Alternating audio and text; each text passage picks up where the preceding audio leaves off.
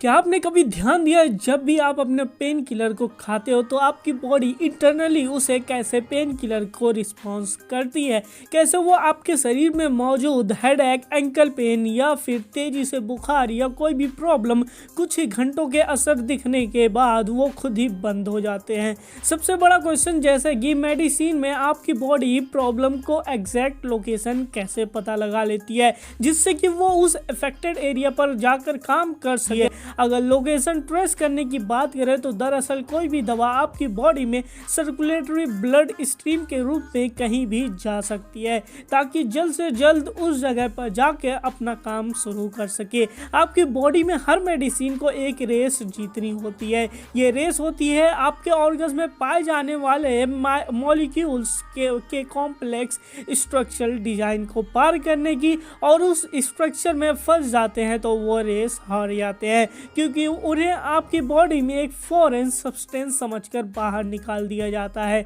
दवाइयों का असली सफर शुरू होता है आपके डाइजेस्टिव सिस्टम से। फॉर एग्जांपल मान लो कि आपके एंकल में चोट आई है और बहुत तेज से दिख रही है, फिर उसके बाद आप मेडिकल स्टोर पे जाते हैं एंड पैरासीटामोल टैबलेट लेते हैं एंड फिर घर आकर अपने वो टैबलेट खा ली कुछ मिनटों में ही, और वो टैबलेट आपके पेट में मौजूद एसिड में एक्टिवेट होने की वजह से डिसइंटीग्रेट यानी कि टुकड़ों में डिवाइड होने लगती है। फिर वो डिजॉल्व पैरासीटामोल आपकी स्मॉल इंटेस्टाइन यानी कि छोटी आंतों के थ्रू इंटेस्टाइनल वॉल के सारे ब्लड वेसल्स में एब्जॉर्ब हो जाती है। बेसिकली ब्लड वेसल्स 3 तरीके की होती है, आर्टरीज, कैपिलरीज एंड वेन्स, जो कि आपकी एब्जॉर्ब पैरासीटामोल को ये ब्लड वेसल्स पार्टिकुलरली वेन में यानी कि नसों को फीड कर देती है। फिर आपकी नसों में मौजूद कोई भी चीज ब्लड के साथ मिलकर लीवर तक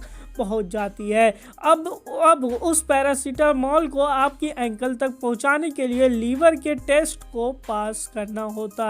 होगा। इस टेस्ट में जैसे जैसे आपका ब्लड और ड्रग्स के मॉलिक्यूल्स लीवर ब्लड वेसल्स के थ्रू पास होते हैं, वहां पर मौजूद एंजाइम पैरासीटामोल मॉलिक्यूल्स को डिस्ट्रॉय करने की कोशिश करती है ताकि वह उस दवा को न्यूट्रलाइज कर सके। पैरासीटामोल की डैमेज मॉलिक्यूल्स को मेटाबोलाइट कहते हैं। वो डैमेज हो जाते हैं इसलिए वो पेन किलर की प्रॉपर्टी को लूज कर देते हैं, लेकिन इस स्टेज पर ज्यादातर पैरासीटामोल के मॉलिक्यूल्स अनडैमेज ही रहते हैं। तो ये सब मॉलिक्यूल्स लीवर की जर्नी पार करते हुए आपकी नसों में के थ्रू फिर से आपकी बॉडी के सर्कुलेटरी सिस्टम में एंटर करते हैं। अभी आपको दवाई लिए हुए ही आधे घंटे ही हुए हैं और आपका पैरासीटामोल का 80% डोजेज सर्कुलेटरी सिस्टम तक पहुंच चुका है। अब ये मॉलिक्यूल्स लीवर टेस्ट पार करने के बाद आपके ब्लड सर्कुलेटरी सिस्टम के थ्रू आपकी बॉडी की हर ऑर्गन तक ट्रैवल करते हैं, जिसमें कि वो आपके हार्ट, ब्रेन, किडनी, लेग्स के थ्रू ट्रैवल करते हुए फिर से वो आपके लीवर में एंट्री करते हैं एंड वो इस पूरी ट्रैवलिंग प्रोसेस को जब तक करते हैं तब तक उनको आपका अफेक्टेड लोकेशन का पता नहीं चलता, और जैसे वो आपके बॉडी के पेन के लिए रिस्पॉन्सिबल लोकेशन का इनकाउंटर करते हैं तो वो एक स्पेसिफिक टारगेट के मॉलिक्यूल्स पर जाके बाइंड हो जाते हैं यानी कि इंटरलॉक हो जाते हैं, जो कि फिर एक केमिकल रिएक्शन का पार्ट होता है। पेन किलर उस कंपाउंड की प्रोडक्शन को ही ब्लॉक कर देता है जो कि आपकी बॉडी में पेन फील कराने के लिए सिग्नल ट्रांसमिट करते थे, और जैसे जैसे और भी ड्रग मॉलिक्यूल्स इस जगह पर इकट्ठा होते जाते हैं वैसे वैसे आपका पेन भी कम होते जाता है, जो कि तकरीबन 1 से 2 घंटे में ही दर्द को बंद कर देते हैं। अब एक क्वेश्चन माइंड में आता है कि ये पैरासीटामोल आपके शरीर में निकालेगा कौन? क्योंकि आपकी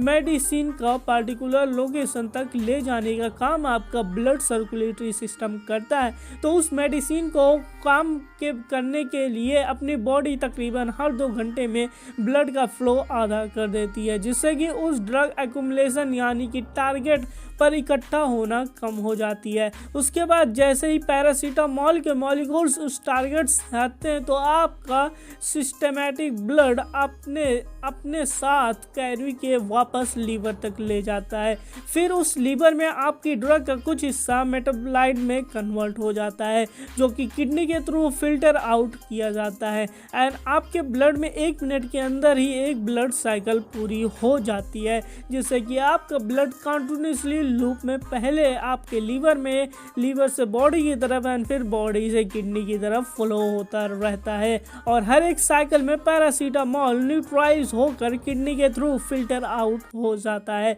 ये बेसिक स्टेप्स ओरली लिए जाने वाले हर एक ड्रग के साथ सेम है, बस इसमें इस प्रोसेस की स्पीड और डिपेंड करती है कि आपके मेडिसिन का कितना डोसेज दिया गया है और वो आपकी बॉडी में कैसे जाके ये सब प्रोसेस को अंजाम करती है। होप इस वीडियो से आपको कुछ नया जरूर सीखने को मिला होगा। अगर आप इस चैनल पे नए हो तो नीचे दिए गए हो सब्सक्राइब बटन को जरूर दबा दे और आपसे मिलेंगे हम अपने अगले वीडियो में। तब तक के लिए थैंक्स फॉर वॉचिंग।